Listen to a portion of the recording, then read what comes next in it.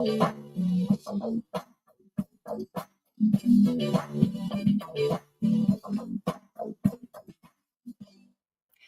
morning to my lovely people. How are we? Good morning. We are great. Okay, that's good. That turns it up a little bit more. Feeling good, feeling good, feeling good. Listen, got a great show for you guys today. Cannot wait to get started. But before we actually get too deep, I got a question for you, Nick. Okay. Did your taste in men change as you got older? Yes, It did. definitely did. Okay, what were you interested in? What was attractive to you, air quotes for the listening audience, back then? Skinny, physically fit, thug, like thug, How, how thug? thug. Oh, geez. Now, like, as long as that person is into me and treats me right, I mean, I still have some kind of like some preferences, but it's all about how that person treats me, like literally. Okay, so like, I gotta dig a little deeper. What's attractive about a thug? Like, I'm trying to understand this. I don't know. I guess it was back in the day, the dope boys. That's it. That's why I said thug. Okay. So if the dope boys was attractive back then, what was attractive about them? Like, I'm Girl, trying to understand. No judgment. It's just I don't know. I guess because they had all the money and the cars and all the women. I, oh, okay. So I guess men with a lot of women, you're attracted to a men with a lot of women. no, because I still wanted to be your only one, but it was just the fact that you know what I mean. That just was attractive. Like I don't You know. won? Was it like I won? He chose me out of all. Is it like that? Like Probably. I think that's what it was with all the girls that had the dope boys. Like, yeah, he chose me out of all of y'all heifers chasing. So yeah. that's wild. But now, get to the back, please, sir. Like you was when I was in my 20s. Get out of here. Okay, did you know that they could go to jail? Like that was part of the job description? Uh huh. I That they didn't could get care. killed? That like jail time, murdered, or whoever you with could get murdered. Did you know Yeah, that was the scary part, but I like didn't care that? Okay. at that particular time. I didn't care because I just wanted to know because I got a lot of people that was attracted to the dope boy. They was fat. Some of them was real fat and ugly and was oh nah. That's and they'll breathe like that. I was like, hell no. Back then no. I was like, mm-mm. No. That's why I said you had to look a certain type of way. I ain't want the big dope boys. I want the little ones. Okay. I, Yeah. I can. Now, mm-mm. So And it's now they don't have to be physically fit. They don't have to be long as they ain't breathing like you said. be like, hold on, let me put your stomach over here. Hold on, let me get you know how you be like, Like grab my completely. you grab the top, I'll grab the bottom. Like No.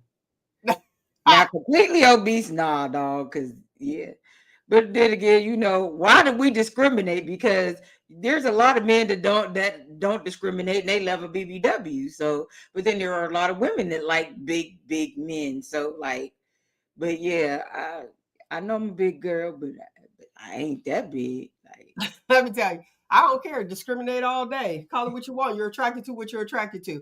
And if I feel like I am bigger than what he likes, it don't matter. You're still who I like. And exactly if it doesn't go that way, it's okay. right. That's where coping comes in. Well, I liked him, but he didn't like me. And that has been a thing like all the time. Think about it. You know, if you had a crush on somebody that was older, you'd be like, oh my gosh, she's so cute. And then they dance. And I used to like the dancers and they had a long curl. Oh yeah. They had a long curl. You'd be like, oh my goodness, look. Mm-mm. Now they be like, go ahead, little girl. Get out of here, little girl. But they was cute. Now you look back and be like, I ain't so cute. I thought I had it going on. Wait a second. Right. I look at pictures from back then and even like a couple years ago, and I'm like, I really have the Benjamin Button disease because I was looking horrid. Some of the old shows I was looking at, like, girl, you was hit, real hit. Like I look like a totally different person. Really? You think so? Yes. I just felt like I think so. I think you look the same. You just it was early. You like and see. Remember, Texas, y'all earlier than us though. I mean, So, even when I was there, we was in the studio. oh, were you? I ain't even paying no attention. You just Uh, came. It was early. yeah, I would see. I was like, oh no. So I get up early now to Do get your all man? this together because, yeah, But we ooh, were like now. I'm natural. Like it's yeah, early. What time y'all got? Like we up. That was the best part about radio though, right. because you didn't get the opportunity to see us. You could just hear us. Child, bye. People got finger waves, wave caps on. after 2020, it was like, uh-oh, how we gonna make this work? Even though we still had radio, people could turn on the radio Right. and listen. But then with the podcast since 2010, when we got to that 10 year, it was like, oh, wait, hold What on. happened? Like People we gonna shut see us. down. Yeah, right. So it's like the people got to see us. We got to figure out a new way. So kudos to the young folks and who decided, look, some older people, we know with some of us that was in there to make podcasting like visible, even though we, Right. like I said, back, we didn't have the video part. We just had, the airtime. So kudos to you guys. Uh, Nate. Always. Okay, let me for the listening audience. Nate the agitator put in the comments. He said the dope dealer equals drama and excitement. That is true. That is true. So that kind of explains it.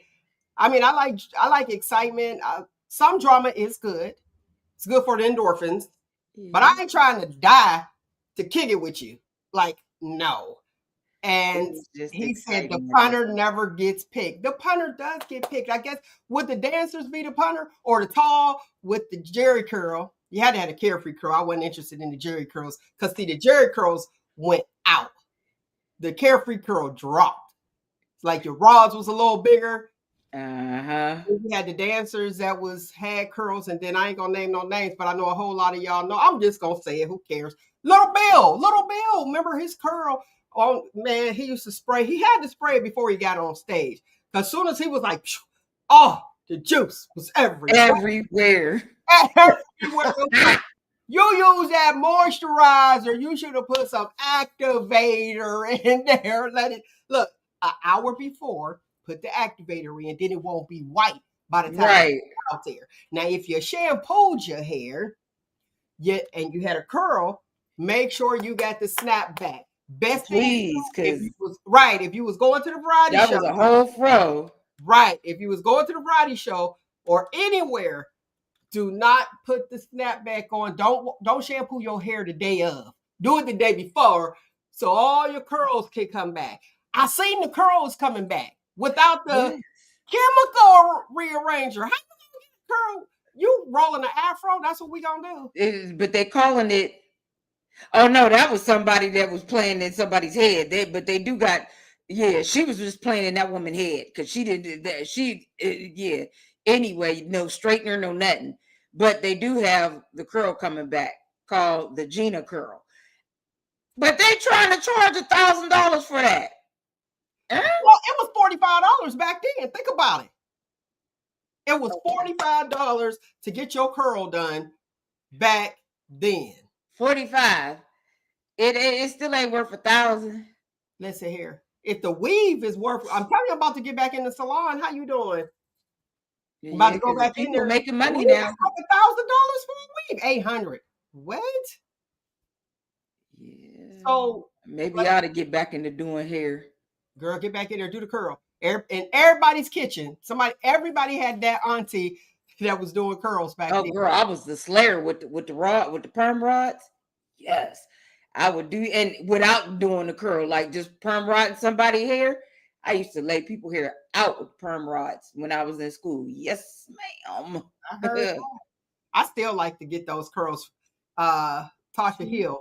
I'd be like, yeah, that's how it would look. I'd be like, please. I know she'd be like, I cannot stand seeing her come. But when you rolled your hair, with the perm rods, it lasted for a while and it looked so It- pretty. yes, pretty and full, and especially when it dropped.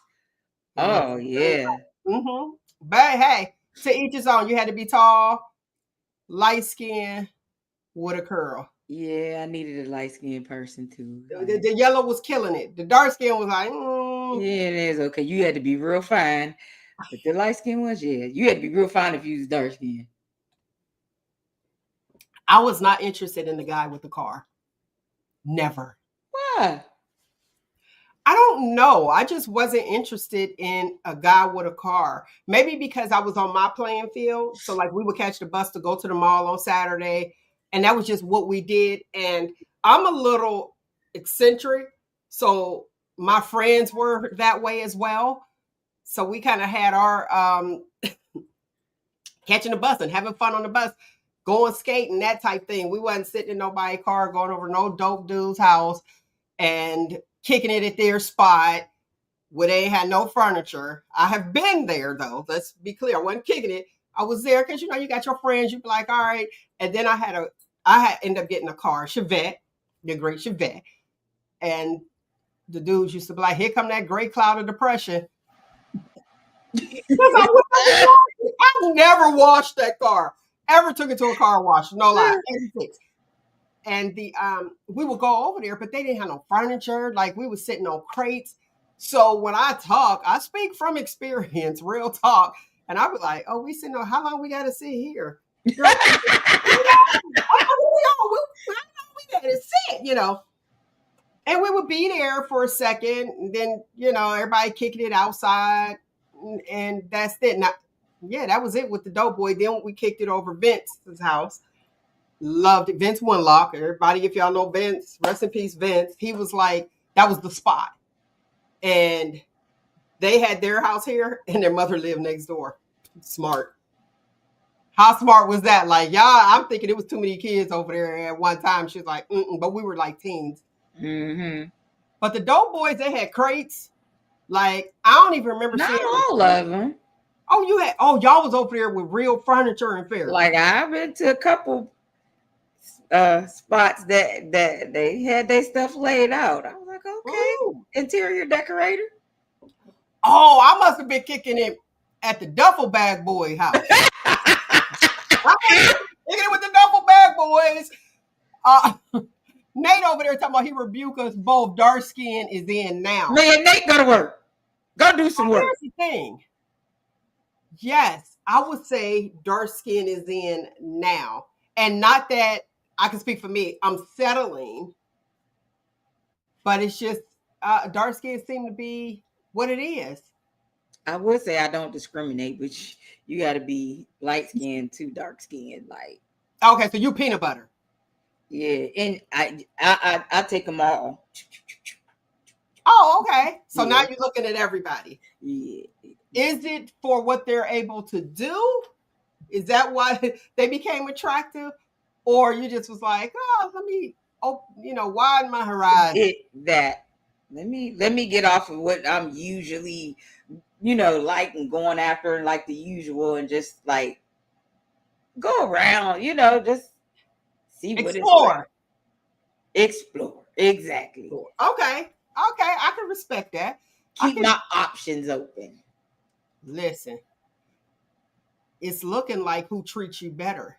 Because these the yellow fella feel like they the prize. Oh, yeah. What is happening? The yellow fella feels like they are the prize. They don't want to do nothing. They well manicured. Like, oh, okay, I'll pay for somebody to come. That's unattractive to me. You'll pay for somebody to come. Well, it's still getting done. Well, yeah, but don't it mean more that you actually put the effort in? Like, it's a little different. Yeah. I don't know what the people Look, I don't know what the people want. Do we even know what we want? Do they know Sometimes what they they want? be like, I don't know. Maybe they're trying to go back, be on some payback stuff too. Some dark skin ones, they be on payback. Oh yeah. Yep. Who was that said it? Was it Tupac that said it best? Used to be prom queen, now she prom fiend. Yeah. Hey, we got a guest coming on today.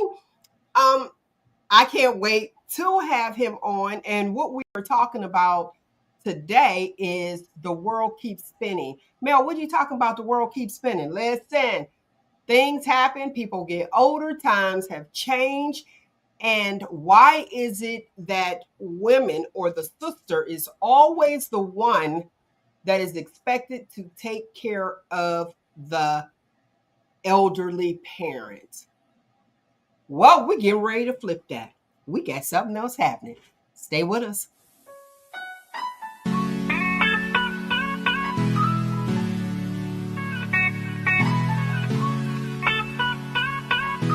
Everything that happens is motivation.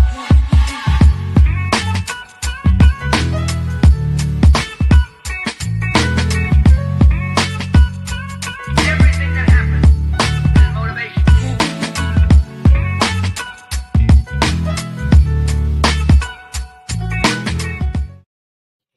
Hey, what's going on, Juan? How you doing? Hey, I'm all right. How about yourself?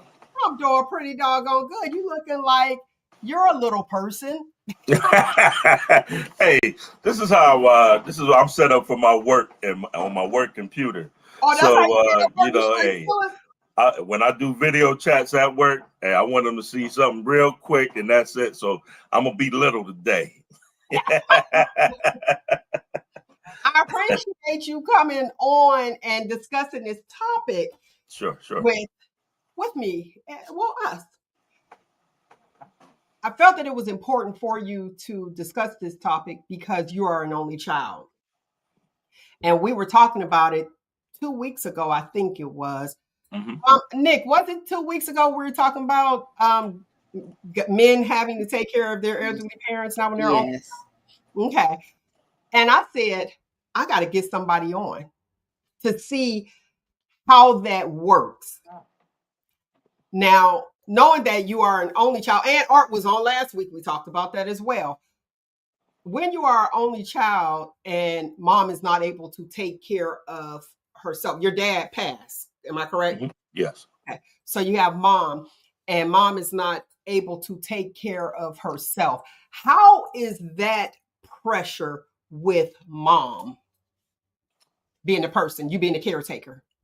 Oh, I mean, uh, just to put it in a little bit more context, my parents were never married, so it was always just me and my mom. Now, I come from a large family. My mom was number 8 of 9 children. So I have a host, feel like a heavenly host sometime of cousins, of people that I can rely on and fall back on to step in when needed. But even though I come from a large family, it still falls on me because that's my mom and I'm the only child. It is it's not easy because I was the only child. I really wasn't accepting or willing to accept anything going wrong or not, toting the line of being healthy and everything status quo type thing. So when my mother would have a conversation with me, like, hey, in case something happened, the paperwork is right here in this folder. Make sure you got it. Make sure you get to it, and you can kind of follow this. Well, I was like, yeah, whatever. I ain't trying to hear none of this.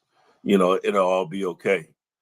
But, hey, she messed around, had a massive brain bleed, and it all just hit you kind of like at once. Boom.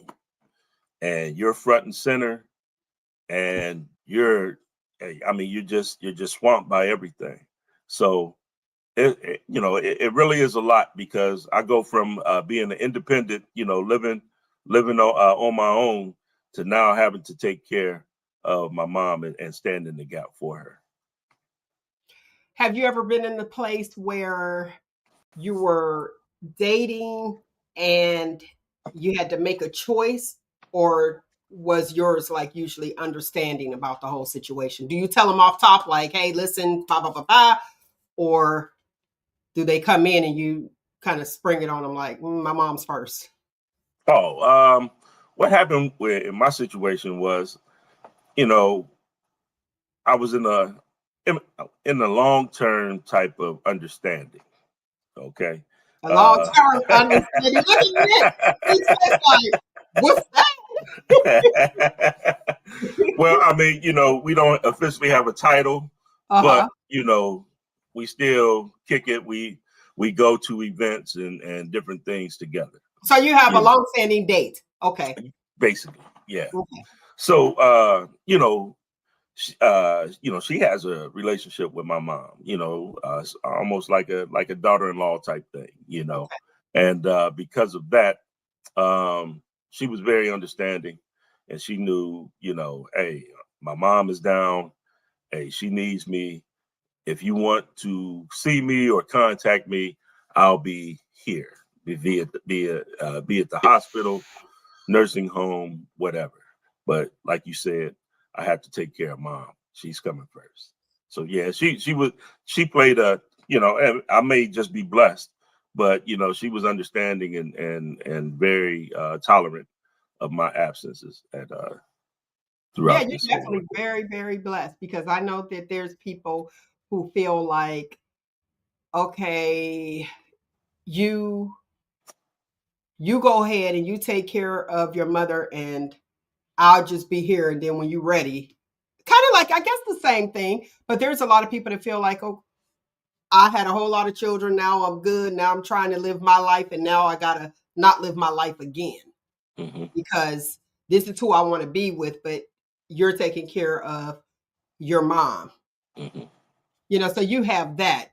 I think with you being an only child, it's a little different, because Yeah. there is nobody else that can be like, okay, I got this weekend, you got next weekend. It Right. is Right. totally you. Now, you said a brain bleed. Did you see it coming? Did you see the signs? Well, no, no. Well, let me back up. Probably about 5 months prior to that, she had some embolisms, in her that came into her lungs, and so she led a pretty sedentary lifestyle. My mom liked to sit back and watch movies. She could tell you everything about each movie, and she watched the Academy Awards religiously. So, I was always on her to get up and move and get into activities. And she had become, she had retired. So, she just liked to sit back and chill. And Okay. so that lack of movement brought on blood clots, and they had kind of settled in her lungs. And she had a high blood pressure, spiked real high. So, we spent about a week in the hospital behind that. And during her stay in the hospital, before they got her better, she had not, she was not mobile, and not walking around while in the hospital. So she lost all of her strength. So she then spent the next month in rehab at a nursing home. So when she finished, well, when the insurance finished paying for her nursing home stay, even though she wasn't quite ready to go back home, they kicked her out. And so instead of her going home, I had her come and move into my house, Okay. and then so she did all of her rehab and stuff at my house. And she was at my house for about 4 months, 4 or 5 months, almost to the point where she was ready to go back home, I felt. And the brain bleed came. It kind of came out of nowhere, but so I didn't see that sign. But because she had those blood clots and whatnot, she was on blood thinners. So, and then we had to monitor her blood pressure. So the combination of high blood pressure and blood thinners is a tricky a line that you have to walk. And so because of that, any little adjustment the doctors want to know, so you don't wind up in a position where you have a massive brain bleed like my mother did. Okay, so was there any like lapse of memory, fogginess that you noticed since she was at your place? No. She was fine before. She was herself. Okay. She wanted to be on her own. She wanted to go back home, and be independent, and resume her lifestyle that she was accustomed to. But Well, watch movies. yeah. Hey, I don't know what it was, but my mom was an Outlander fan and would play that on repeat like 24/7. I was like, come on, chick. Hey, give it a rest. But anyway, yes. To get back to her movies, I guess, and just the comfort of her own home, I guess, even though it was mine. But yeah, she still liked to be at home. No, she didn't complain of any headaches, weakness, nothing. Not a thing. I mean, I work from home since COVID. And so Okay, so you were there. I was at home at the house. And but my office is upstairs. Okay. And so, in that morning, while she was staying here, my mom had trouble getting out of the recliner. So she would call for me to come and help her in and out the chair from time to time. And so that morning I sat back and, I went downstairs and I talked to her, about what had happened the day before, what have you. And, we shared a laugh, and I came back upstairs and went to work. I could hear her on her rollator go from my living room to the bathroom. And I knew that she was about to go into the kitchen and fix herself something, because that was just like her normal routine. Mm-hmm. And, I heard a sound, and, I thought that she was downstairs messing with some pots and pans, about to prepare whatever. Mm-hmm. And so, I'm at working and having meetings or whatever. And then I just hear my mom snoring, and I'm like, well, my mom snore, but hey, she don't snore like that, So I'm like, whatever. I'll check on her as soon as this meeting is over or whatever. I go downstairs, I look in the living room, she's not in there. She's looking at in the kitchen, she's not in there. Well, I got a half bath right across from my kitchen. Okay. And I looked and I just see my mom's legs on the bathroom floor. She had fallen between the toilet and the wall. Okay. And so here it was, she wasn't snoring.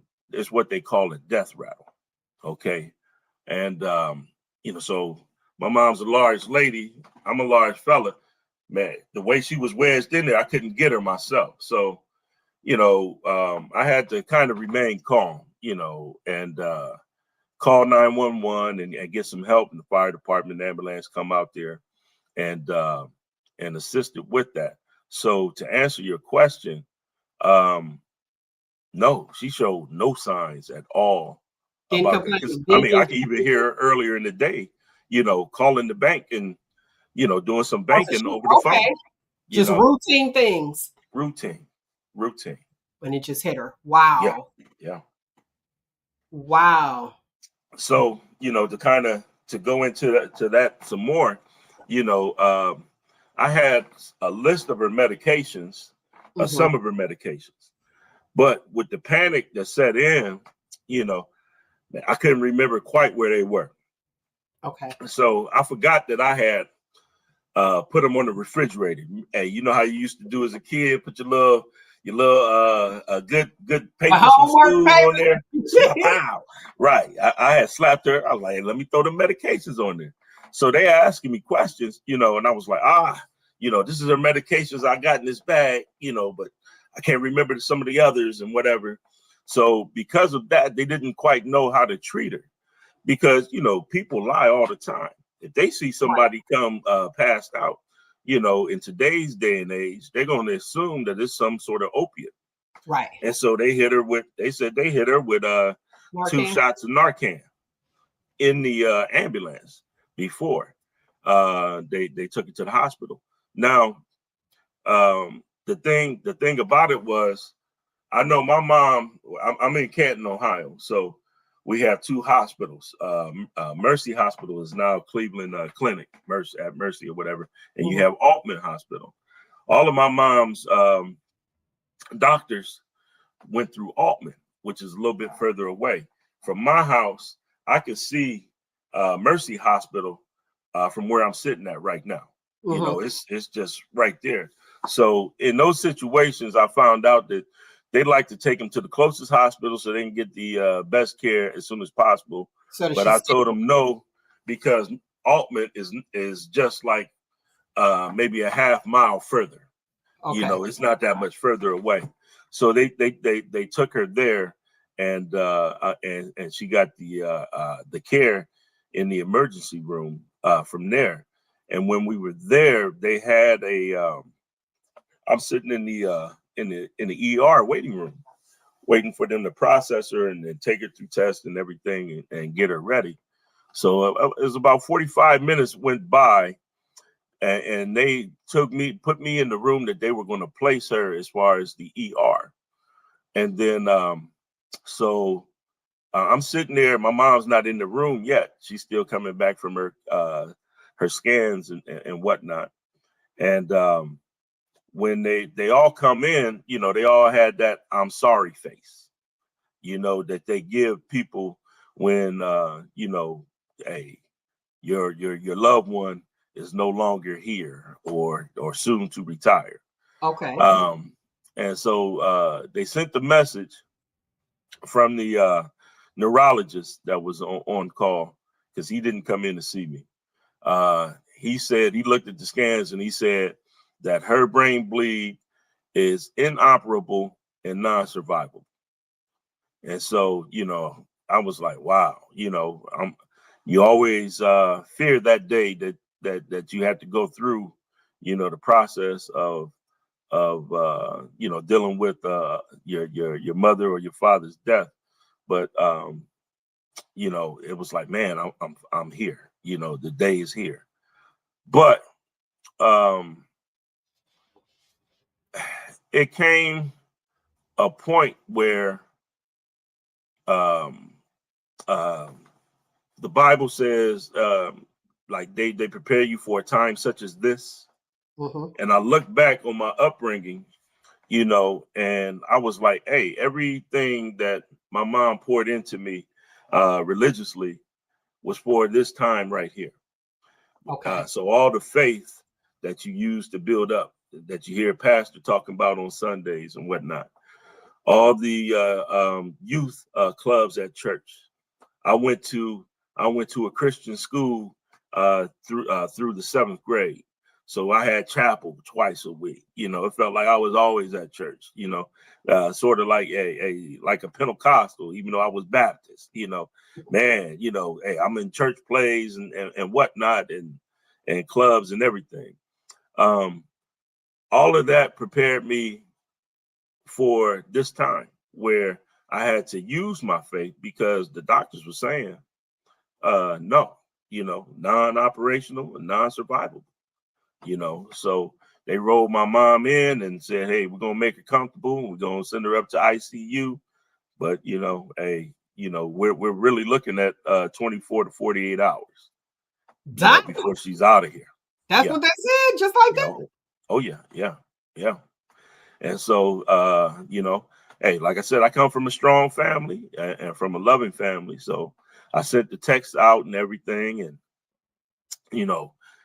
in the months prior to that, we had lost my cousin Burma, whom you know, and Burma's stepdad, a month apart. So that happened. Burma passed on Thanksgiving weekend. her stepdad passed just before Christmas, and this was January 31st of 24. Okay. And so it just so happened my cousin Chris, Burma's brother, had called me while I was in the ER, and I was like, man, this is too much for him to go through. So I was like, hey, he was like, hey man, where you at? You at work today? I was like, yeah, I'm at work. Oh, you didn't tell him. You got to protect your family. You know what I mean? Because I just didn't know where he was at. I knew that he was struggling with those recent deaths and everything. But my family really rallied around, and I prayed, and she, and my family prayed, and it was, I had all the love and support that I needed, to help me through it. And so, my mom spent like the next 30 days in the ICU, and it took about, they had sedated her coming out of the emergency room. So we were waiting for that sedation to kind of subside. And she started coming through, and hey, look, I had forgotten everything she had told me about. If she wanted to be on the ventilator, if she wanted all that thing. Because remember, I wasn't trying to hear none of that. Right. I went. So I was like, man, hey, I can't remember. So she I know she started. probably was like, yeah, I was like, hey, they like, hey, so what does she want? I was like, hey, look, I don't know, to myself, but I said, I tried to play it off. I said, look, I have a family. I said, we're gonna talk about it and kind of see, give her some time to pull, see how she goes. Does she respond well or not so well? And then we kind of make our decision off of that. So it just so happened that my mom started responding. Her eyes started opening, and I had her sitting there, blinking. She was mostly paralyzed on her left side, where she still to this day she really can't move her left side that well. You can see some movement from time to time, but it's very little. But that right arm, that mug get to going, okay. Now let's fast forward a little bit to where you didn't know, what she wanted, as far as like her wishes, to her actually letting you know more recent, Okay. what she said.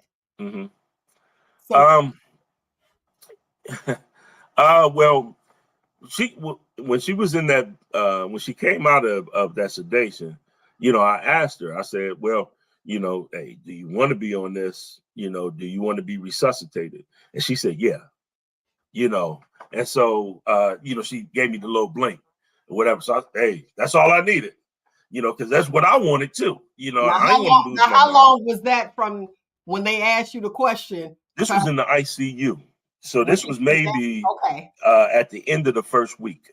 Okay. Okay. And then so, hey, that's cool and everything. So then we ended up like I would say we ended up about 90 days in the hospital.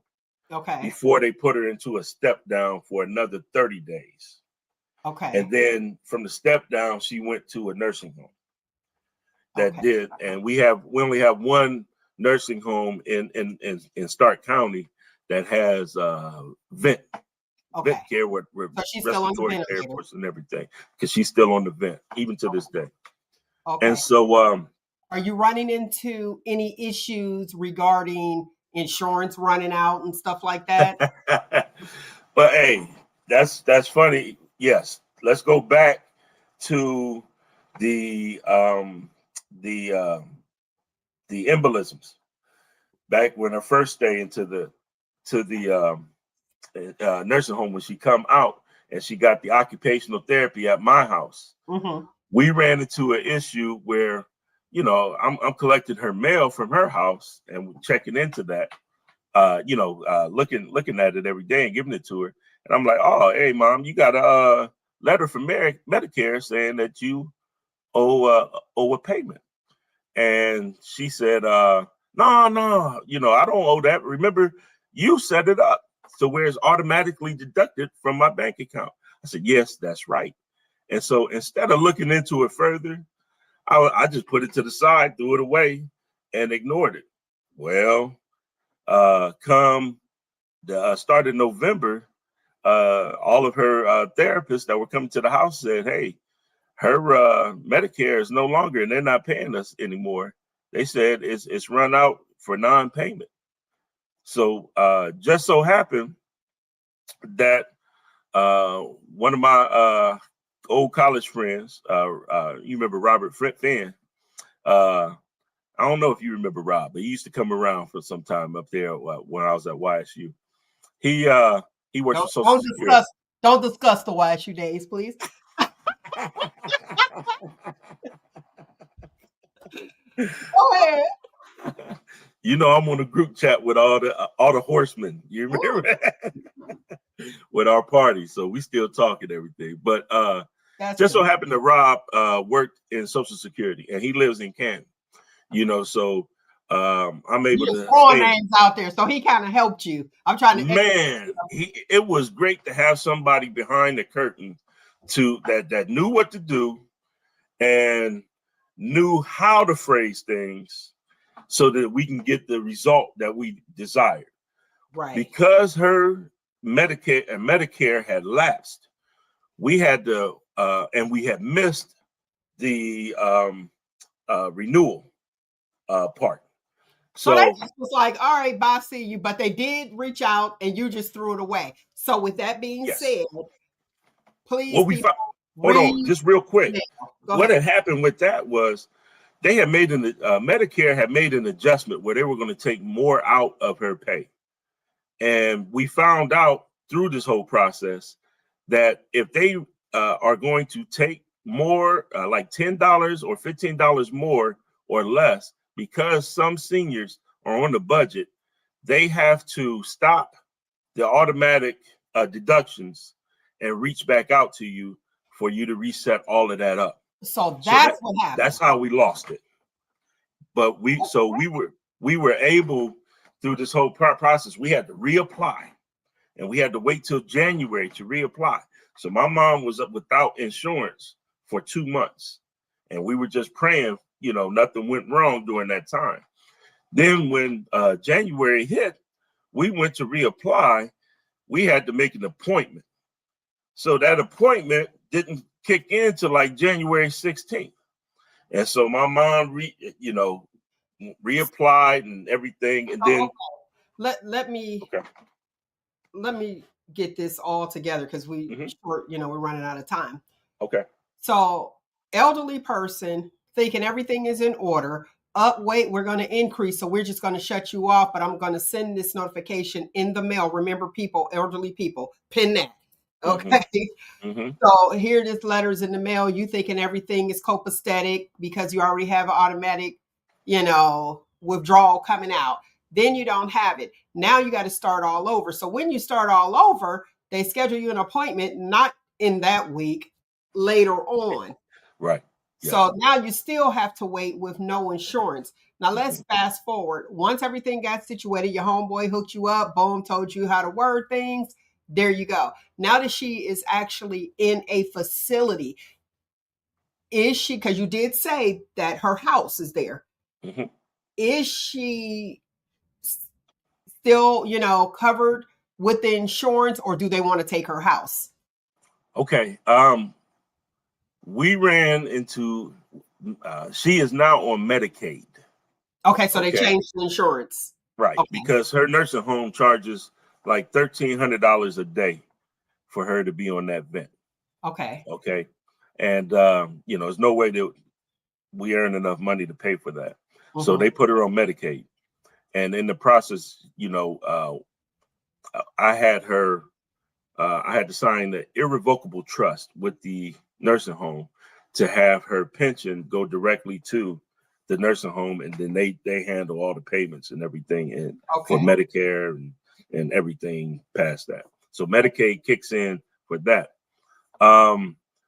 We found out that the nursing home found out recently that her Medicare Part A which is hospitalization, hasn't been paid. But she still has Medicaid, which Okay. will kick in. So, but Medicaid wants Medicare to do their part Secondary before they kick insurance. in. Okay, so Exactly. got you. Now Exactly. with the house, because this is really what I wanted. So you own your home all these years, and if No. you use a facility, so it's like this is mine. I at least have something. Right. But if you need assistance and you can't pay for it, you still need that care. Mm-hmm. Can you still have? Is she still able to have her house being in there? We still have a house right now. Okay. I have a lawyer, but he told me, he kind of walked me through the guardianship thing of what to pay and what not to pay. Okay. He told my mom had paid off her house, but she had a home equity line of credit Okay. against her house. Okay. And the lawyer told me not to pay it. So Okay. I didn't pay it. He thought that we would have more time before the bank came after the payment for it, Mhm. and so they filed a summons in court and all of that stuff to because of lack of payment. So we are in the process now of having to put our house up on the market. So it's not Medicaid that's coming in this instance. So I would have a little bit more time, per the expert lawyer's point of view, and Medicaid not actually coming after the house as of yet. But since the bank is coming after the house for something really I could have paid, on the side, I was like, but because eventually I'm gonna have to pay it anyway. I'm gonna have to sell the house. So they So said, at least, okay, because usually some places like long-term care, mhm, they want you to sell the house and they want the funds so that they could kind of exchange your house that you worked so hard for mhm, your care. mhm, Knowing that a lot of hospitals are closing down, some nursing facilities are closing down, and people are bringing their people back home. mhm, As a culture, we tend to care for our own people right, versus some other cultures, but like, bye, see you, don't see the parents in forever, yeah, done. Well, there's cultures which us, ours being one, where we will bring our family back home. mhm, Do you ever consider that or say, well, I know she's on a vent, and let me say this to the lovely people, being on a ventilator, it is very dangerous at home. I'm mhm, gonna say that it's very mhm, dangerous mhm, at home. mhm. And I'm not gonna go into detail with Right, all right, the mucus plug and all that other right, stuff, right, right, right, right. but it's very dangerous. But if, let's say, if she wasn't on a ventilator, would that be something that you would consider? Hey, look, she already came home once. She'd have been right here, because I never want to entrust my mom with somebody else or a loved one like that. Mhm. Remember how we grew up? When we grew up in the 70s and 80s, man, everybody's grandparents stayed at home with them, when they got too old to be able to be on there to live on their own. So you just Mhm. brought them all back into the house, into the fold. And the disabled. You'll be like, who Hmm. that hollering in the back? Right, Oh, that's right, cousin right. so Right. and Hey, Granny wig all cockeyed, lipstick all wide, crazy. But right. that's Darnell grandma. Hey, we gonna look out after Granny. So yeah. No, I'd have brought her straight home. But because of the dangers and me being by myself, I just couldn't do it. Now, before when she was home and before she could really get up and move and like that, if I needed to, go to football practice or what have you, I would have one of my relatives come and sit with her, you Okay. know, The and benefits of or a large family, yeah, that's large the benefit. loving family. Let me say Yeah, that. exactly. you know. And then my relationship, she would step in sometime, and I even give it to her cousin.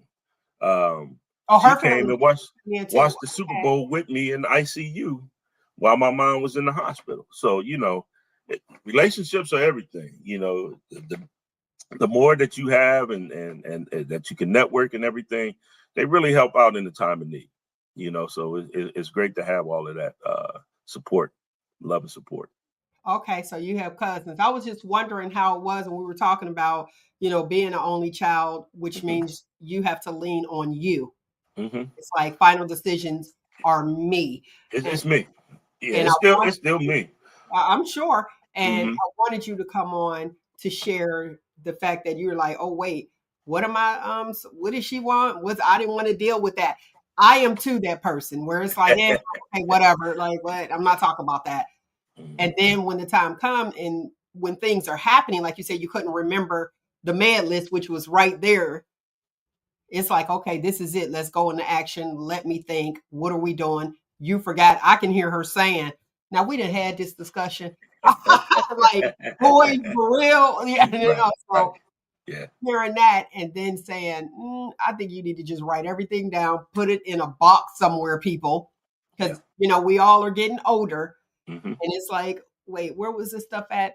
Why do I have to go on a scavenger hunt to find your important papers? Yep. Can we please put it all in one place? Even though you don't want to have that conversation, we have to have that conversation. I also wanted you on because of the house situation where Okay. you know that parents worked really, really hard and finally got it paid off. And it was a relief to say, guess what? And most of us in our culture, we like to leave something for our children. Hmm. Hmm. And then to know that I work really hard so that I'm able to leave this for my child, and my child, although they may not need it, Hmm. they don't even have it, and it's no longer in there because I need care. And these facilities are saying you cannot own A, B, C, and D in order to get coverage here, and that's some nursing facilities, not saying the one that she's in. What I've learned through this whole process is financially, we need to put it in a trust. That way, it's out of her name, your name, and they can never, they can't come to it. They can't come get it. I'm glad So, you said that. And there's a certain amount of time. I think it has to be 3 years, if I'm not mistaken. 5, Prior, 5 now. Whoa, 5. Yeah, so it has to five be years done. prior to any incident occurring. Yeah. So Now, do it now. now you talk about using Narcan and Hmm. all that stuff. Now, Hmm. in the way that a lot of people are on drugs, you be like, I hope this ninja don't smoke up my crib, just in case. Yeah, yeah. Well, that all happened in the ambulance, so I didn't see it. They told me when I No, got I'm to the just, no, ER. I'm just saying overall. When you Oh, okay. talk I about got it, you. I I'm got thinking you. like, yeah, the way the world happening. Look, the way the world is turning. Hmm. Like, what are we doing? And are those people reliable? And hoping that they are reliable. When Yeah, you're an only child, it's just you. yeah. But when you have siblings, like Nick lost both of her parents. When you Okay. have siblings, it's like, okay, this is what we doing, and then you might have some arguing and all that other stuff that you hope you don't have. But at Hmm. least the responsibility can be shared. Right, right, The, right. the difference that I understand and know and watched, look, witnessed, there you go. The Hmm. difference that I witnessed was that the siblings always had somebody to blame. But Hmm. when you don't have a sibling, it's all you. It's on me. It's on me.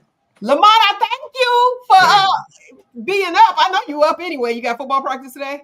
no, we out. I coach middle school, so we've been done since mid-October. Oh, okay. Yeah. What But my McKinney high do this school, year? my high school just got beat last weekend. So, Oh, okay. hey, I thank you for coming on. I truly do, and I anytime, appreciate you sharing your story. anytime. Please, I appreciate you. Take care. let's give a warm round of applause. Thanks for coming on, for Monreal.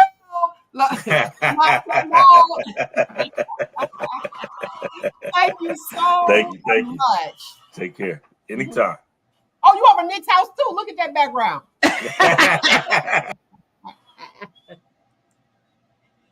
All right. I had to get him to come on because we talked about it. And what I like to do when I don't have understanding or if people want to know a little bit more about the situation as such, do the legwork, find somebody that's been through it so that I can give it to you. I found that even though they say experience is not the best teacher, but somebody for that person that's dealing with it, let me say that. But someone who has gone through it and actually dealing with it now, currently, I was like, let me see if I can get him on so he can share his story because the guy is first of all, it is a lot of work to deal with someone or to be a caretaker. And Yes. even if you have siblings, I don't know why siblings don't realize that if the person that you are caring for is in your house, you are the 24-hour caretaker. Yes, the family will come and visit a little bit, but they get to go home. They get to get a break. It's almost like a job. It is almost like a job. And it's like, do I ever get a change of scenery? I can't leave. And then the person that's supposed to be relieving you, you can't go until they come and relieve you. And then you might get a text to say, hey, I got something to do. When you coming back? And now they're harassing you. My mom, she stayed at her house until she had to be in the hospital. But when she was at her house, I was actually the one. If I didn't spend the night, I was there. She would call me bright and early. Girl, get out of bed. I need that. I'm hungry. Da, da, da. And it's like, because my brother at the time, he was the one working because he owned his own truck. So he was out on the road. And so that part fell on me. But when she was in the hospital, we both went to see about her. I mean, don't get me wrong. On his days off, he would come and do whatever, he could, or if they cooked, Oh, he I would get take you. them on my plate. But yeah, the majority of it, like you said, fell on me, and I am the girl, and I am the oldest. So yeah, That role. it's a task. But my mother went through the same thing with her mother. Um, Her and my other aunt, they took turns. My mom, since she was the retired nurse, she was the one that was basically responsible for the medical part. The other aunt that lived out of town, she was the executor of this estate. She was the businesswoman. And then the oldest girl, she took turns taking my grandma, or sometimes both of them. My aunt and my mom would take my grandma to her doctor's appointments and everything. So yeah, like, and then I had the other aunt, that lived with her. So she was the 24-hour care, but my mom was the medical person, so she was always there. So the aunt that lived with her is the one that, made sure she ate and everything else. My mom, she would make sure she took her meds and everything. That the oldest girl, she would do the same thing. So it was just like a cycle.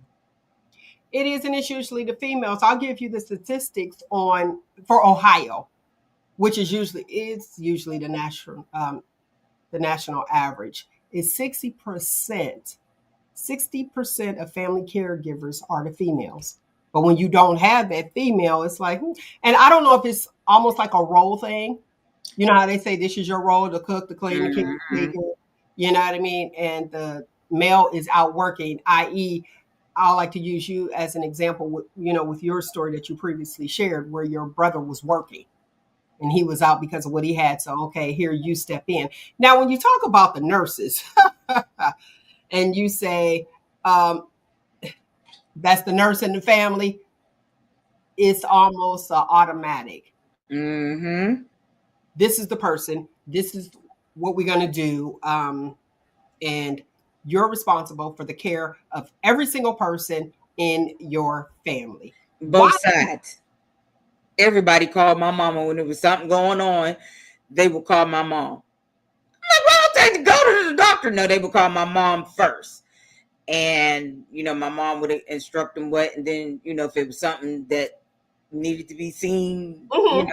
she would go to the doctor. This is what I'm thinking it is, but I want you to go to the doctor. But if it's something minor, she would just tell them what it is, what to do, and that's that. So yeah, y'all know how y'all nurses are, but also y'all nurses are the worst patients. And you know it. The Listen, worst patients. let me tell you, and you know what's interesting? What's interesting is sometimes, like as a nurse, you will feel like if I go to the hospital, I'm not going to make it out. And you have to revert back to home remedies. I'm not saying go revert back to home remedies. I should go get my little nurse's hat. Remember them nurse's hats back in the Yeah. I I used to had to wear my get one. mom. I had to get one. I used to Uh, wear my mom's. you have to. What we do, we kind of know like the process of it, and be like, listen, take A, B, C, and D. Sometimes this is me. Don't give me big pharma.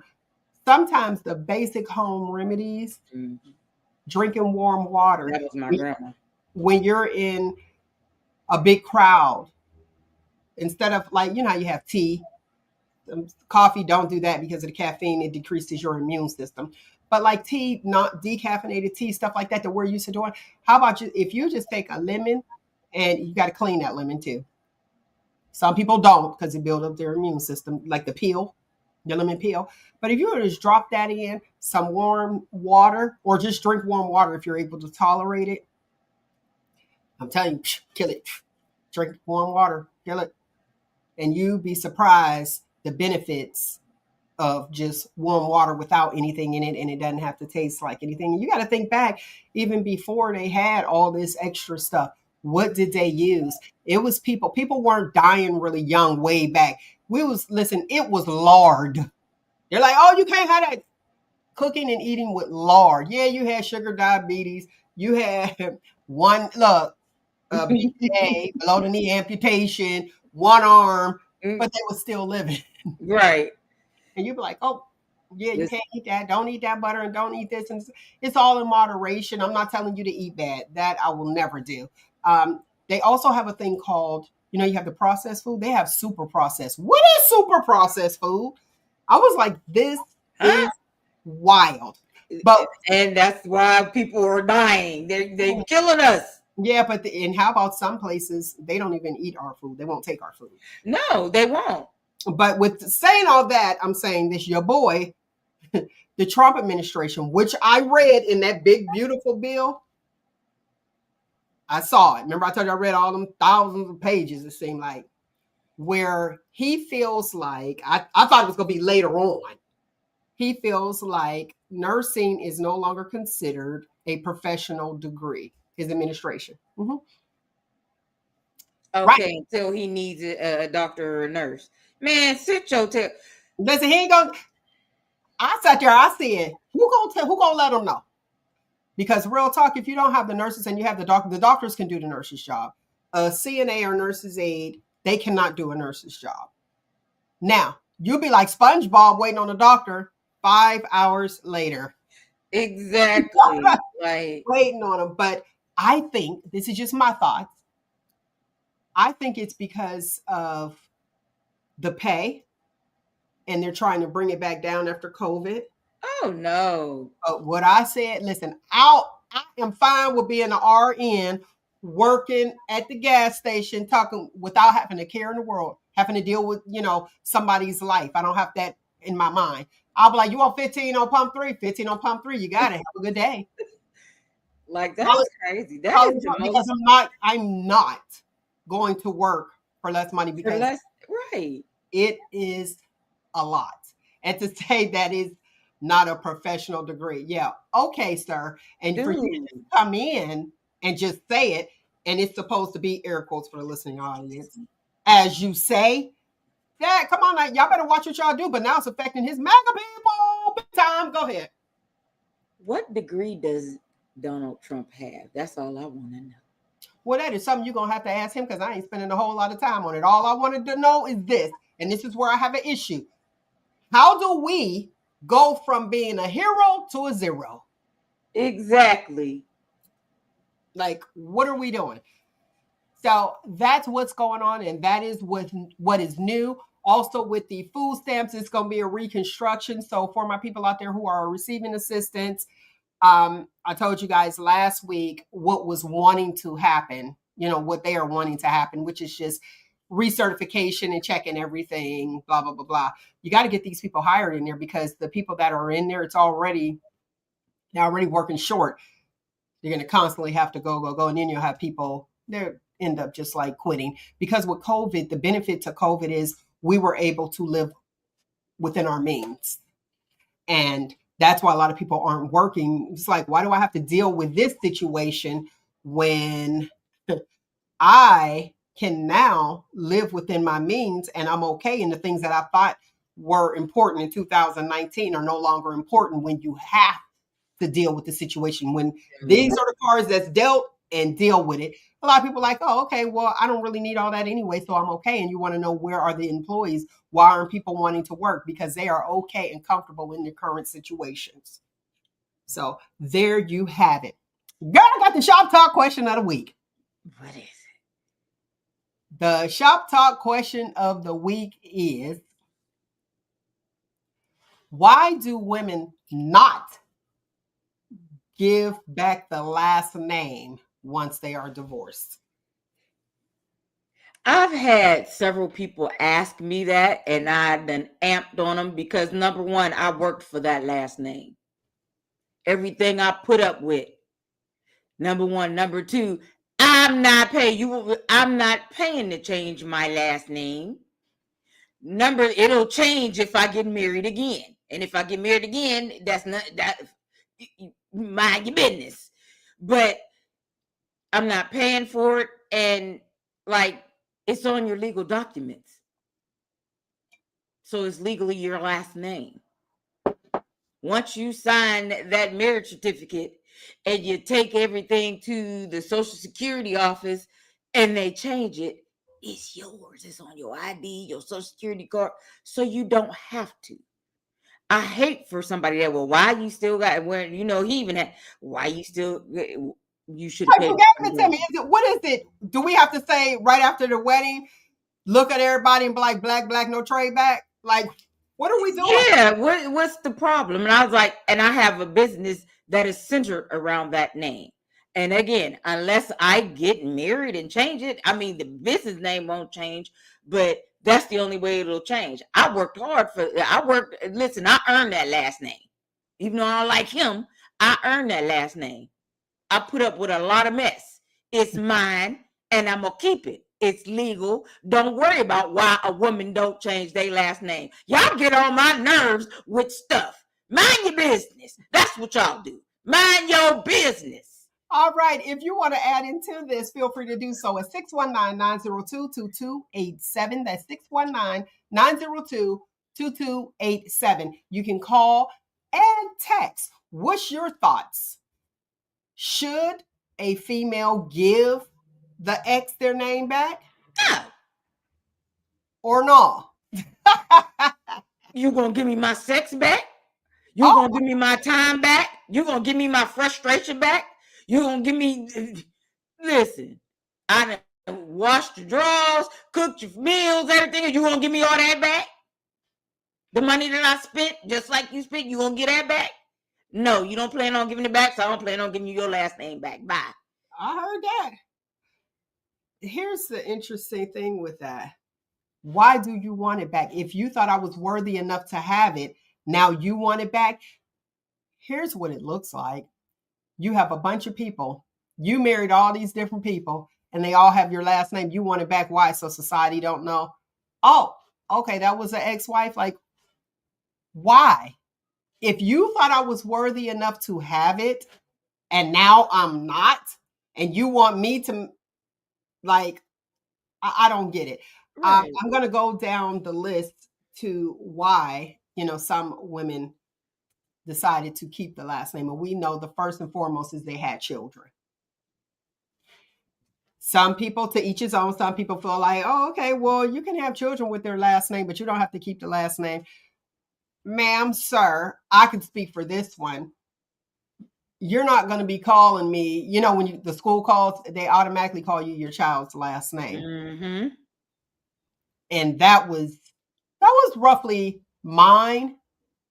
But then it came to everybody knows me by this. You've been there so long with this name. It's like, yes, this is the same person. So do I need to tell you my story? You know what I'm saying? Because if you think about it, if you got like Jones, Robinson, children with all these different names, and then you have a different name, they're going to call you that child's name anyway. So with the children. Now, my first husband. Go ahead. Your first husband? Go ahead. When I got a divorce, I paid that $40 to change my last name. Because I couldn't stand him. Okay, so I have to ask that question that somebody put there. So if you paid to change that last name, why? What was it? Why? I couldn't stand him. But when we got divorced, everything that I went through with that one, the cheating and everything, I was like, I will not. And my last name was Cheeks. But yeah, no. Cheeks. Cheeks. Like Cheeks. Yeah. Oh, okay. But I couldn't. When we got divorced, I couldn't stand them. So I was like, yeah, let me go back to my maiden name because there is no way I'm gonna let anybody continue to call me that last name. I mean, now that I'm older, we do, I can speak or whatever, but because a few months back he did happen to inbox me. He was like, I'm just checking on you, even though I know it's late, I want to give my condolences, for you, your cousin and so on, so on, so on. So, I don't hate you. I was like, I don't hate you now. I did before, but I don't hate you now. I've moved past that. So I can talk, have a decent conversation with him now. But So you went on and paid it. Okay, so I'll go in the order. Number 1 is for the children. Number 2, professional identity, which we talked about. Convenience and hassle, not wanting to pay and go change everything, all the legal documents. Personal preference. Some people like it. Like my maiden last name is Rudolph. Mm-hmm. And as a child, it was like Rudolph the Red-Nosed Reindeer over and over. I'd be like, oh, I'm going to get married. Change my last name. So personal preference, identity, and continuity. It's like, how many people we know have been married several times? And then do you add it on? Like, so let's say for social media. And you're sitting there, like if I would have put just Melanie Ross, the people I went to school with, be like, who? Wait, I thought your last name was something else. So you have your main last name, that last name, then another last name on top of. Do you just add to it? Like, how does that work? Nope, I just use my maiden name and the president's last name. But truthfully, so sometimes I'll be smart and I write out all of them. Nicole, Keller, Cheeks, Rogers, Grace. Okay, hold on 1 second. Let me finish with this one. Identity and continuity.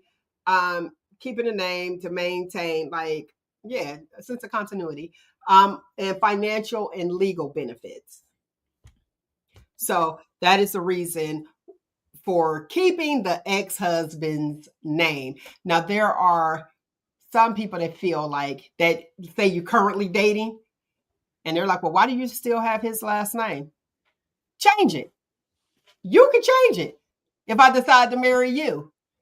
Why is it seems like it's more of an inconvenience for the current guy that's coming in. Yeah. Why are you upset about my name? And when you met me, that was my name. And then you found out that, oh, this is your ex-husband's name. So why do you still have his last name? You don't like it? Change it. Because usually that's going to end any old way. Look, I'm like, when you have that kind of jealousy, I call that jealousy. Right. Like, yeah, that you remember that crazy person around this time last year and he was upset. Dude, we just had a couple phone conversations. You all on my Facebook page, mad because you see my ex-husband on there. Why is he still on your? I need you to delete them pictures. I need you to mind your business because we're not together. He was another. Okay, now what is that about? Do you know? I don't know. He was crazy. He wants you to delete. I understand that situation, but you just got here and you want me to delete my history like I just fell out the sky? Yeah, and that's what I told him. That's history. Like, no, I'm not doing that. Like, dude, we're not even together. We are just having a few phone conversations to see if, and you already talking to your people at work and your family about my page and why. And I can't even hear no more. I wouldn't even entertain that because that would be a no block list immediately and I'm done. And that's what happened. He's blocked. Yeah, that's crazy. That's a lot. Those are signs of control. Mm-hmm. Those are signs of control and get out, goodbye. And why are you mad at something that happened prior to me even meeting you? And that's how I feel even with the last name. Why is it, for my fellas out there, why is that a problem that if she was married before, and Nate usually talks about that, how much your score go up if you were married. If she's married before, why does she still carry that last name? If you are smart, you'll know. You know what I mean? Figured I was like, no, I'm not trying to still be connected here, but I'm not going to erase my history in order for you to feel comfortable. Thank you. It's my last name now, legally. It's on all my legal documents. Social Security has it recorded as that last name. So therefore, it's mine now. We share it. We ain't together, but we share the same last name. But this happened. Get over Look, it. but this happened, and this is what it is at this moment. It's so interesting how life is and how people are and their insecurities. And see, once people who are controlling and have those insecurity issues, if you decide to invite that into your life, you are inviting a ball of headache. That is an entire ball of headache, because if you are exhibiting these behaviors now, and you don't even know me, and you ask me about my last name, They're only going to get worse blocked, blocked, immediately. Yes. done, see ya. I don't know. People are weird. Very, very weird. All right, I'm sitting here. I saw here somebody say, because I earned it. I was looking at that text in. I earned it. Exactly. Thank you. Okay. Hey, there you go. Ain't nobody think about Nate talking about giving me my stuff back. Boy, bye. Go do some work. You're not here today. Let me see. Let me see. Nate, all right, give me my stuff back. No, you gave it to me. We walked down the aisle. There you go. Okay, so let me say what Nate said. Nate said, no kids, you can't keep it. So if you have children, I just got a text that said that too. If you have children, keep it, because you'll be at the reunions. Yeah. Not when they grown. You'll be like, oh, I'm cool. Y'all can go on your own. That makes sense to a certain extent. I don't But care if I don't have kids. you said if you're in your business, and even the stats show identity and continuity. So if you decide, okay, like my book, so all my books, my pen name is Mel Ross. Right. I'll go back and be like, oh, yep, now my pen name is this. It's what my legal name was at the time that I wrote that particular book. So I'll just keep that pen name. I.e., for those of you who don't know about pen names, like Maya Angelou, that's her pen name. So you have to get yourself a pen name if you're writing a book. Then that way, if you get married and time go on, it's still you, regardless. It's a legal document. Here you go. Exactly. Now, how much did you say it cost to change your name back? Back then it was, I think it's still 40. Back then I paid 40. Okay. This last time the attorney asked me, and she said it was 40, and I said no. If he wanted his name back, he can pay for it. Wait a minute. So in the divorce proceeding, he asked for his name back? How did that come up? No. My attorney asked me if I wanted to change my name back and I told her no. I was like, if he wants me to change it back, he could pay for it. But other than that, no, I'm not going to, because I said I have a whole business centered around that name. That I'm a startup, that's still in startup, and when I'm done with school, I'm gonna get it together. Graceful Events Banquet Center. Nicole Grace, Graceful Events. I'm not. Okay, so you like the name. That is a slick name, Graceful Events. Okay. That's exactly. So, like, you gave it to me. It's mine now. Sit back, shut up, and if you decide to get married again, you'll just have two Ms. Grace and a Mrs. And then the world knows what happened. Oh, I was married to him too. Like, come on. But you know what? Let me be honest. As a female, when you have been married or you're married, you're trust and believe. Be like, oh, okay, I went with him. Y'all went together. Where y'all go? Oh, I was married to him. Married to him sounds a whole lot better than just, oh, okay, yeah, we were together. Like married to someone says, this is marriage material. Nate, well, let me say this. Nate, if you're listening, here's my question. Do you guys date women, and for the fellas there, do you guys date women to marry them or to conquer them?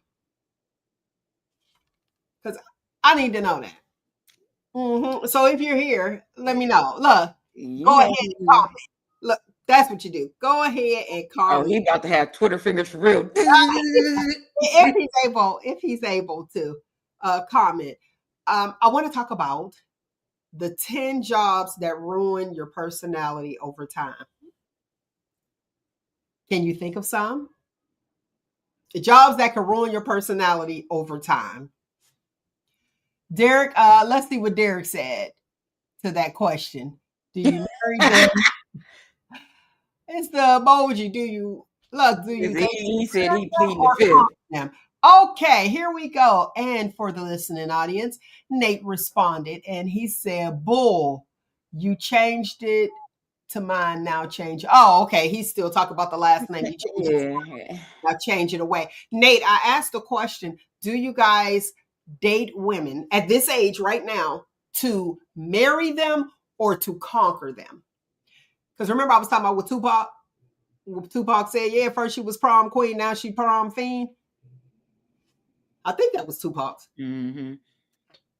Like, is it somebody that you ever wanted, then you finally get the opportunity to get them? Do you want to marry them, or do you do it just to conquer them? That's just a question. 619-902-2287. If you're not shy, and if you are shy, go ahead and text so that I could see. Okay. There we go. Jay said at this age to marry them. I know somebody that is to conquer. Okay. Well, look, they can speak on their own. Thank you for coming in. Okay. I'm no longer smashing. Okay. He's still on the last name. Man, bye. Let me finish. Hold on. If I'm no longer smashing you, no longer, he's still talking the last name, like you said. I wanted to read it first. You're no longer keeping it. No, that's not true. Not doing that. Okay, so back to you guys. Continue, keep texting and all that other stuff, and I will read it. Let's see here. The 10 jobs that ruin your personality over time. Can you think of one? Mm-mm. A call center representative? Oh Lord, yeah, and that was You number think one. that- do you really think that? Yes, Why? yes, because of the people that you got to deal with sometimes. Like, yeah, sometimes I caught myself getting smart right back. Like, Nick, you have to remain professional. But some people will take you there. I didn't been threatened. I didn't had customers threaten to kill me, and I laughed on the phone at this one guy. I said, "Hey, you got to find me first. You don't even know my name." Okay, but here's the thing. Do you feel as though that it ruins your personality, though? It made me. We're talking about ruining your whole It personality. made me much meaner Okay, let's than see. what I was. Okay, fast food cashier. Oh yeah. And it doesn't, I mean, it doesn't have to be in a negative way. Well, overall, it end up being you lose your person. A debt collector. Because they always getting cussed out by everybody. But even if they don't, I mean, I don't know. I'm trying to figure it out. Corporate lawyer. They didn't say a private lawyer, a corporate lawyer. How about that one? Television news reporter. I can see how these things happen because you can't express your personality. You just have to be like a stock trader. These are like monotone, jobs. And usually your personality is developed by your judgment and how you judge You people. have to have empathy in those jobs. So yeah, I can see that. You have to remain, even if you don't agree with something, you have to remain straight, neutral. Yeah, just straight. A poker dealer. Now I can see hopefully your whole demeanor doesn't change, but a poker dealer. So you still have that poker face, and it's like we can't even see your personality. The repo man. I'm done. The repo man don't care. Personality. The repo man. Someone said electric company when they come and cut off your electricity. Okay. You do have to have that poker face and just straight, no laughing. Well, it's that one guy, what's his name? Orthol, that do the evictions. It's on YouTube. Oh, yeah. His personality, I can get that. I could definitely get that. A sales executive. So it sounds like all these people are liars. I mean, I try to be funny. You think of like the call center, and you sitting there like, I'm not about to credit your account. to yourself, but you might be like, sure, we'll credit your account. Let me look into that. Customer service manager. I These never are all, promised nothing. this is what But I find they didn't do interesting. it. Retail store manager. What I find interesting is that all of these are customer based, just as the people in the comment, the repo man, the electric company, telemarketers, change your personality. Now, that's a sad thing because what's happening when you go to a particular job, what do they all say? Leave your problems at the door. Mm-hmm. Are you actually able to leave your job at the job? Because I do. Oh I leave yeah, mine at the job. Don't call me. I'm telling you, do not call me when I clock out. I don't exactly. nothing about, don't text me because I have a problem. If you don't want me to talk about my family at your facility while I'm clocked in, Don't don't call talk me about at your home. job when I'm clocked out. Like, no. A used cars salesperson, okay, who sells lemons, so they're not even showing it. And then you take it home. Right. Oh, they Working, definitely lie. yeah, working in a prison. Same gig. It's the same thing. And I didn't realize that I had that straight face, even at home when I was in working in the prison, and someone mentioned it to me. So I started paying attention. I was like, thank you for bringing that to my attention, as well as high blood pressure. Those are jobs that most of those people have high blood pressure. So y'all better express your personality. Don't let these people get on your nerves. During COVID, when I was working, doing tech, remember when I was working from home doing tech advisor for Apple, and when COVID first hit and they shut everything down, Uh-huh. I finally had to leave that job because the one day my whole entire right side got numb, and I already know what that was a sign of. I Okay. was like, this job is not worth my life, because I worked from like 8 to 4:30, and I went from when I would log on at 8 o'clock. By the time I got off, went to lunch at noon, I may have 2 calls, maybe. Can And I ask then, you this? Can I ask you this? Working from home, because working from home is considered, the air quotes for the listening audience, ideal job. Working from home. When you went to lunch, did you leave your house? nope, I went in my kitchen. See what I'm saying? So you need change of scenery. Yeah, I That's was tired of important. working from home, but now I'm ready to work back to working from home for a little bit. But yeah, after a while, you do get tired. And you do need a change of scenery. But at that time, I had already been, before COVID. I had already been working from home for like I, about a year and a half. I got you. The the change of scenery kind of give you energy. Like Hmm. if I'm there, one thing I don't do, let me tell you, anybody that is watching and you have worked with me anywhere during my lunch, no lie, even the management know. If I am in the break room, if I leave and go to the break room because it's too far to go, all the way down and out in the hospital, if you come in and you interrupt my lunch about something that's happening on the floor, I start my lunch over because it is a 30-minute uninterrupted lunch. Yep. That And you don't get paid for. I start over. And another thing, if you're working, now we're working 12 hours. After 4 hours, you get a 30-minute lunch. When you're working 12 hours, come on, people, y'all better pay attention. You get a 30-minute lunch and two 15-minute breaks, okay? So usually the smokers always win there. Because you'll be like, Mhm. 15 minutes, I'm not about to go outside for that. Blah, blah, blah. Right. But if you are the only one on the floor or the only one that they see, they're going to ask you. So your break is like shot. Now, the no, it's not paid for, and that's another thing too, because you're getting deducted. But if you work 12 hours, that's 4 hours. 1, 2, 3. You should be getting an hour and a half lunch, or at least an hour.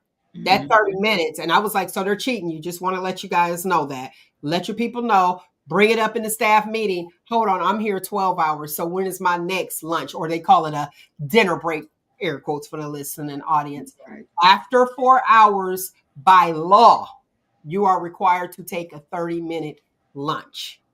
So 12-hour shifts, they're doing that to make it, for staffing purposes, honestly. to make it easier on them, but they are the ones that's winning. I'm telling you, uninterrupted.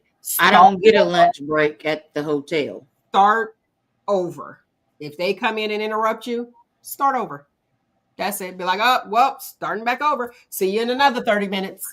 So they all know. Now, what you said when working in the hotel industry, When you're don't a tell night me more. auditor, Just tell me. when, In the hotel industry, what? when you're a night auditor and you're by yourself, you don't get a lunch break. You know what I mean? So you Oh, yes, you really do, can't girl. leave. You gotta write your sign. Listen, I mean, we have a sign that we had to go to the bathroom, whatever. But like, you put basically once you're done with your work, you're on break the rest of the night because you can sit down. But if you are working with another person, then yes, you are required to take that your lunch break. But when you're working by yourself, no, because once you get done with your work, that's what I do. I sit down, be sitting there flipping, watch TV. Half the time I be nodding. okay, well, let me let you guys know. Nick the Voice told y'all how it is at her place. So she ain't working all night. Now, if it were me at that place, I am working all night. I'm sweating. I got to go to the bathroom and clean my armpits. I got to change my shirt because I'm working so hard. That's what male. Now, if you want to hire male, wouldn't they say Nate and Nate Associates? If you want to hire male and associates, trust and believe. If I was a night auditor, yeah, I'm sweating. It's a lot going on here. It's very busy and it's going to be busy. Okay. And I'm going to need my 30-minute lunch just to let the people know. The honest John over here said, oh, Everybody be safe. that is so nice. So here is an honest worker. Nick the Voice is an honest worker. And Mel is an honest worker too. Because I could get something to do. I could find myself being busy. You know, I might be having to wipe off the coffee maker, cleaning it up, sterilizing. Yes, I'm done with all of that. And I don't have that extra time. I'm sweating. Y'all got me really working hard as a night auditor. That's what I had to say. But I do all of that. What is the worst chore in the house to do? The worst. In the bathroom. I agree. Cleaning the bathroom to me is the worst. Especially when you live with somebody else. Cleaning the bathroom is the worst. Live with somebody else. Somebody to pee on the toilet seat. Oh gosh. There I go again. I'm trying to get past that. Like you see my face. Down, hit down the bottom. Oh, like, dude, what kind of aim do you got? Well, why is there streaks down the front of the bowl, ninja? I don't know. Why don't we give them the whole caddy, the cleaning caddy? There you go, so that you could clean the toilet. But there's guys that feel like that's not a woman's job. There are men who feel like cleaning the bathroom is a man's job and not a woman's job. Hey, I ain't mad at you. Have at it, baby. I got the kitchen, you got the bathroom. We'll do that. So how do you feel about roles in relationships? I mean, you do have to have. Is that a yay or a nay? Yay. I know I'm combative. I know I'm difficult. I know all of that. You are not. I agree with it. Speak life, speak positivity when they compare you to anything. When your name is in a sentence, make sure it's all positive. There you go. Okay, AM. I don't know what AM says. Fatima said, okay, I got to figure out what that is. But here's the thing. If there are roles in relationships, as far as like chores, the problem that's going to occur is it's not going to be done when you want it done. Yeah, that's the only thing. They're gonna do it when they on their time, but expect you to move when they want you to move. Yeah, that's even in relationships. Okay, so situationships. Do we match energy or not? I do. What did you say? I do. Matching energy is exhausting. That's exactly why I be told I have an attitude, and I mean, really think about it. Matching energy. That is exhausting. That's a lot of work. Not really. What? You don't think so? Nope. Ooh, if I'm sitting there, I would drive myself nuts. If I sat there and match energy with someone who took the trash out when they wanted to, and they walked past it like 3 or 4 times, and they was like, okay, I'll get it, and I match energy, and kept the kitchen dirty until they took the trash out. Or I would drive myself. I would be so exhausted by looking at it that I am taking the trash out. I'll do it myself because it's too much energy of me getting upset to be like, oh, forget it. I'll do it myself. Yeah, exactly. That I got to that point where I'll just take the trash out because like I'm not. Why is it still?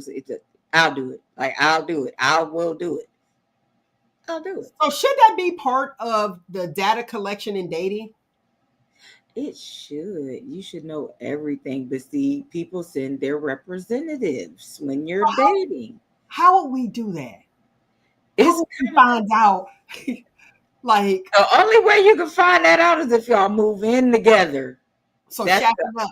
yeah, that's the only way you could find out. Like seriously, once you move in with somebody, that's when you could be like, yay or nay. Nah, bruh, I can't. But that's really because people are going to send their representatives. Okay.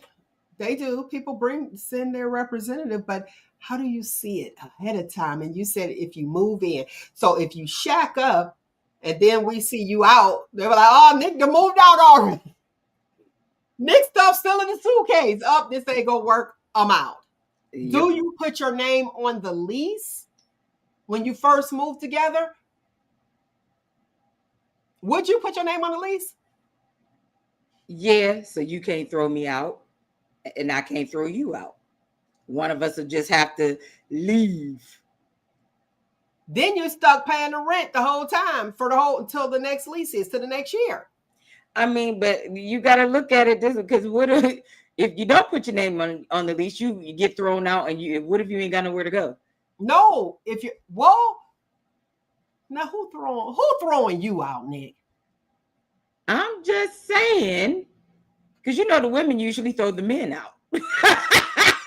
Let me tell you something about that. I don't know why spouses throw their husbands out and think that they are going to come back. I don't know why that is. For the listening audience, Nick is just scratching her ear. Nick, you done threw your husband out? All three. All three of them out. Okay, let me ask you this because I really want to know. When you say get out, do you expect them to come back? I mean, the truth. Let's be transparent. Do you expect them to come back? At the time I tell them to get out, no. Okay, so let's say when you realize that it wasn't that big of a deal, do you expect them to come back?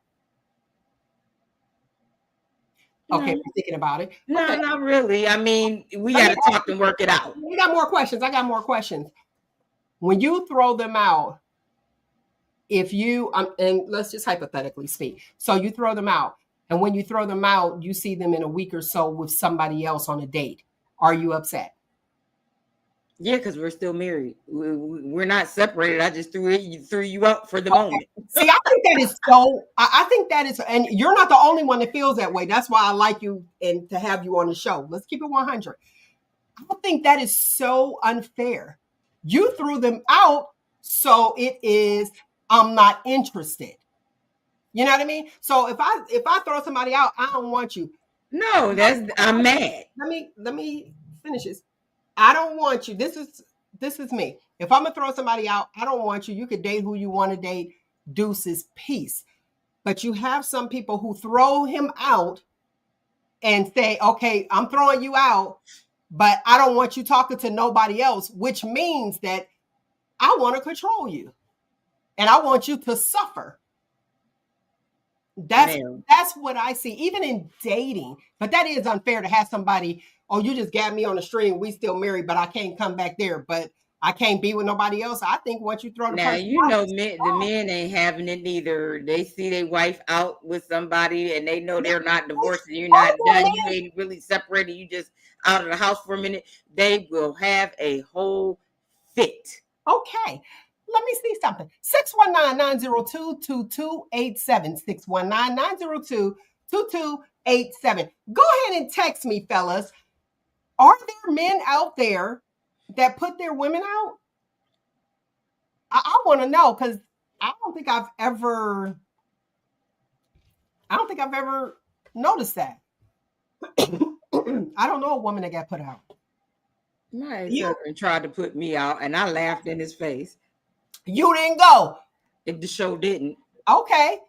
Let's see here. Fatima, we're gonna go to the comments. Fatima said their content will let you know if they've discovered God's identity of them and not the identity, other perception of what they want them to be, or my identity you've adopted to please others that they've picked up along the way. Oh, is that for them changing? Mm-hmm. Okay. All right. Okay. So Fatima said hers had a whole fit and he did put me out. Okay. I like that. So you had a whole fit and you put me out. I'm out. You can't unring that bell. You put me out, which means I am no longer safe in this place. I'm not coming back. So to your point, if both names are on the lease and you're shacking up, air quotes for the listening audience, then I guess they can't put you out. But do you really want to be in that situation if the tension is that thick? Yeah, you go. Somebody asleep on the couch, or if you got two rooms, somebody asleep in the other room. So now You you make are it do what it do until it's done. now you have hostile roommates. You cooking just for you, just just my home. There you go, deuces. Like, Pettyville, USA. But that's have I been that petty before? I think I have. I know somebody who has. I know a guy that was that petty. He left. She put him out. He took everything he bought. He took the toilet paper, the ice trays, and this was back in the day, the toothpaste. Like, now that's Pettyville, USA. I guess she thought she was just going to go ahead and be like, boom, get out. The furniture, all the furniture, the window treatments. Dang. Listen, you want me to go? I will. Boom, have your way. Okay, so I see the men. There we go. Okay, there's no coming back. Wow. Let me go to the texts and see if somebody texts. Wow, boy, listen. Okay, these men, they said, you put me out once, you'll never get the opportunity again. And being the wife, that is different. And then you don't want me to talk to nobody else, so you want to put me on. You want to punish me and expect the world to punish me as well. That could be an issue. What do you think, Nick? Yeah, I guess. You guess you over there sleep like a mug. Uh-uh. Oh, No. okay. Look, don't be reading the comments. Okay, so let's see here. Fatima said, I was his wife. Influence bad. I did sleep in my own room and served him well, but he still did it. Okay. That means you want me if you put me out of the house, that means you're no longer comfortable. Question. Sure. What if he leaves the house and then expects you to let him come back? Same thing. You left. What did they pack a bag and you didn't put them out and they packed a bag and left? To get to all this little stuff. Okay, then there's no comeback. There's no comeback. You left. Okay, so you weren't comfortable here. So, but here's the thing: do you bring somebody else to visit you at your place that you guys shared? I plead the fifth. See, I don't. Here's the thing. I guess if I was the person coming to visit, I feel a little apprehensive. Then instead of you having your own place, but I got both keys. You left. You left. When you left, you was like, okay, this is it. I'm done. I don't get it how people want their cake and want to eat it too. You put me out, I'm out. I'm not coming back. Well, you don't expect me to talk. How about the people that have been separated? I know somebody, true story, won't say their names. You want a separation, but you don't want me to date anybody else. This dude, what he did, he filed for divorce. He's like, oh no, you're not going to have me hanging on the string. So if you're separate, when you're separated, you can file for child support. So you want me to stay married to you until you get all your stuff out of the way, Mm-hmm. and then expect me to not be with anybody? No, I'm filing. Listen, I gave that guy kudos, mad kudos to him, because he didn't allow her to manipulate his life. And that's what I see more often than men trying to manipulate a woman's life. I see the women trying to manipulate the men's. That's what I see. And I'm going to get the stats for you in a few. The it's sad. I mean, I know my one case, like when I started talking to somebody else, Uh-huh. when I put the one out and started talking to somebody else, I did not think me and the last one were gonna get back together. It was like a done deal. Okay. So yeah, I started talking to somebody else. So and then we end up, for some reason, I can't even remember how, we ended back together, and which we should have just, at that stage, we should have just stayed separated and went and got divorced then, because a couple years later, there Y'all you got go. back together? No, a couple years later, we end up separated again. He came up here after we had moved and all of that, so we should have just stayed separated, and I should have went on about my business that one time that I put him out, and we should have just been done. I can't even remember how we end up back together, but yeah. This is You my live and you question. learn. This is my question for the ladies out there who have been through a divorce. Stats say that 70% of divorcees, the women initiated. Have you ever thought back after a divorce that it wasn't that bad? Have you ever thought back to say, wait a minute, maybe it wasn't that bad? Or have you Nope. ever wanted to get back Nope. with an ex? Nope. 619-902-2287. 619-902-2287. This is a question for the ladies. Have you ever, let me say consider, have you ever considered getting back with someone that you divorced or broke up with after saying it was over? All right. Nick said no. I'm going to wait for Nope. you When guys. I'm done, I'm done. Like, because I got a divorce for a reason. If it wasn't that bad, we wouldn't be divorced. But I got a divorce for a reason, so no. And I had to let this last one, I had to let all three of them know. Like, yeah, so for everybody thinking I'm just the worst and I'm not positive, all three of them Nobody had tried to that. come back. Focus.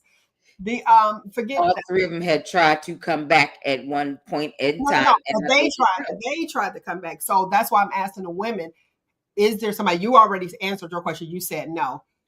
Is there an ex that you got rid of that you would have considered dating again or being back with them? And the reason I'm asking that question, because it happens a lot. You'll have somebody who got a divorce and then they get remarried yeah. later on. Mm-hmm. That's just a simple yes or no. I'll say, you said you got a divorce for a reason. I could say when you are younger, if you get a divorce, it's usually because he cheated. And then you look years later, you'll be like, all right, I'm out. He cheated on me. Goodbye. And in your 40s or 50s, you looking back like, oh, he just cheated. This is a stable home. So your needs, just I was like what I was saying at the beginning of the show, with does your taste change? So does your priorities change with age? Yeah. It does? Okay, let's see what Fatima said. Fatima said his influences convinced him to divorce me. Influences. That's key. Thank you for that. You got outside people that's saying what needs to be done. Mm-hmm. What is this? The color purple? Mm-hmm. Don't listen to me. Blah, blah, blah, blah. Come on. I don't believe in divorce and pray for my husband to come out of the web of his influencer. But he did file and divorce me. Okay. And there are a few that divorce some men. Thank you for that. Let's see here. Thank God, his Holy Spirit, for showing me of this damage. God came to me, let me know to get another place, and 4 months later it happened. He was shocked that his influences, motives, and intentions didn't work. I let him come over to my house and then he wanted me to come back home. Nope. Okay. So that was a nope. Good for her. So she was like, this is a decision you made. Stand on your decisions. Stand on your decisions. Interesting.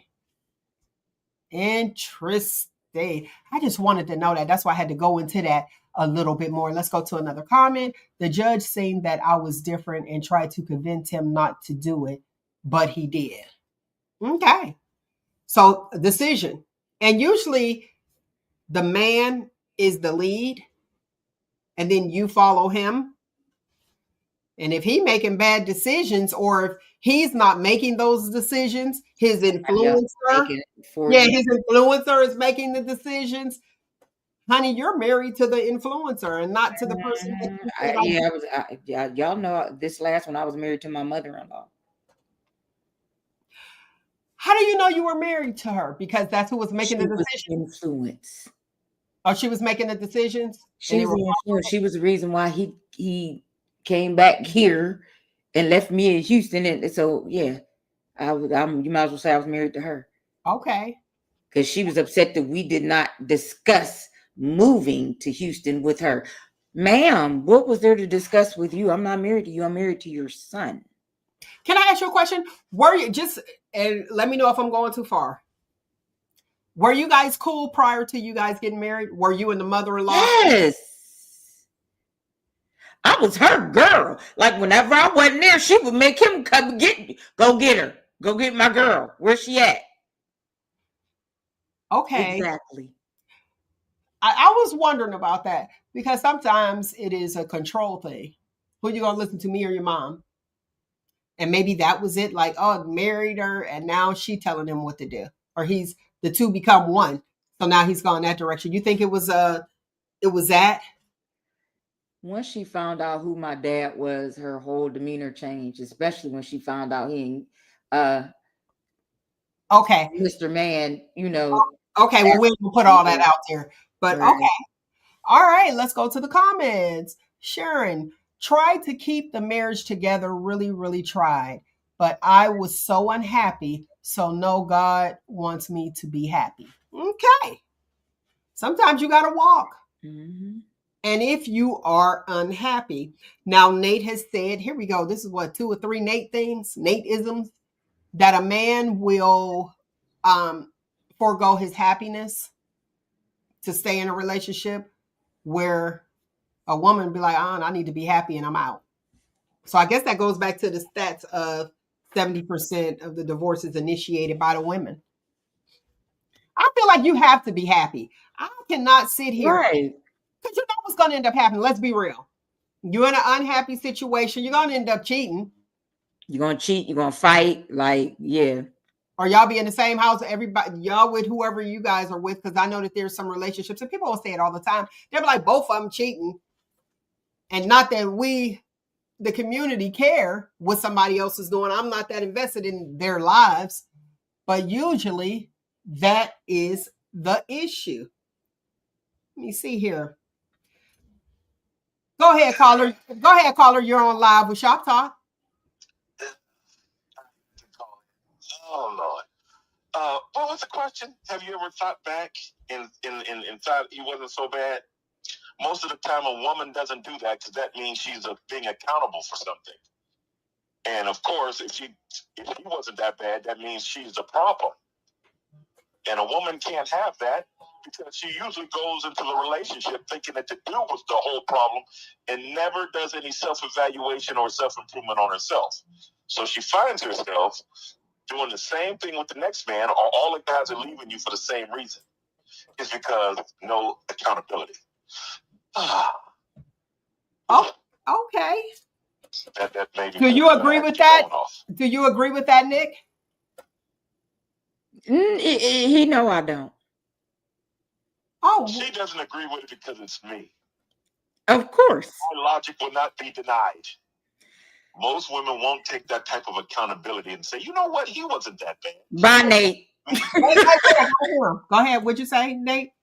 They won't take that accountability and say, you know what, he wasn't that bad. Maybe it was me. Let me improve on myself. No, he has to live with, he's rotten, he's the devil, he doesn't like Jesus, and make him the bad guy. So she takes those same demons that made y'all break up to the next relationship because she was always perfect. And then that next guy seems to break up with her for the exact same reason the last guy did. It all comes from no accountability. Now that's interesting. So you're saying that same character is going to the next person and the next person. You're just carrying that same baggage to the next relationship. Right, because you're not taking any accountability. And you don't look back at that man and say, oh, he wasn't that bad. No, you look back at him and put all the blame on him. So you're perfect. I messed up. So the guy is messed up and you're perfect. So you take your perfect self to the next guy, never improving on anything that last guy ever did. And then you find out, why all these guys leaving me because I fart in the bed? Well, because you never adjusted or looked at yourself and said, hey, you know what? He left because I farted in the bed. Maybe it was me, and maybe I shouldn't do that. So the next guy who don't know the last guy leaves you for the same thing. Okay, can I ask you this question? Is that the same with the men? Do they say, hey, maybe it was me when they keep going from the next relationship? There is, yes. A man will take accountability more than a woman. We're built to take accountability. We're built saying, hey, it's our fault. So, I mean, we accept that learning curve where a woman would be like, it ain't me, it's him. I ain't never and this, that, and other. So that's the difference. Okay, well, thank you very much. That's Nate the Agitator for the listening audience. Appreciate you for calling in. All right, lovely people. It is what it is. Don't y'all hate that? Like, what are we doing here? It is what it is. Take it or leave it. Will we ever take accountability? Yes, there are a lot of women who do. Do you agree? Yeah. Yes, I've taken accountability for a lot of my stuff. So boo. But like I said, if I go into a relationship doing what I'm supposed to do as the wife and being submissive, like, and it is still the same thing, then yeah, like, come on, don't play me. So self-evaluation, is that a good or a bad thing? It's a good thing. All right. Today's footnote: never waver your integrity or credibility in every decision that you make. Remember that. All right, lovely people, that is my time. I thoroughly enjoyed you as I do each and every single Saturday. Find you, embrace you, most importantly, always, always love you. Until next week, people, you know what it is. Shop Talk. I didn't even say it. I just like putting my fingers up. All right, guys, you have a great day. Don't forget to like, subscribe, and comment on YouTube and here too, Facebook as well. Hit the like button, lovely people. Hit the like button. I truly appreciate it. It'll throw me in the algorithm, and I appreciate each and every one of you guys for tuning in and listening to us here at Shop Talk with Mel.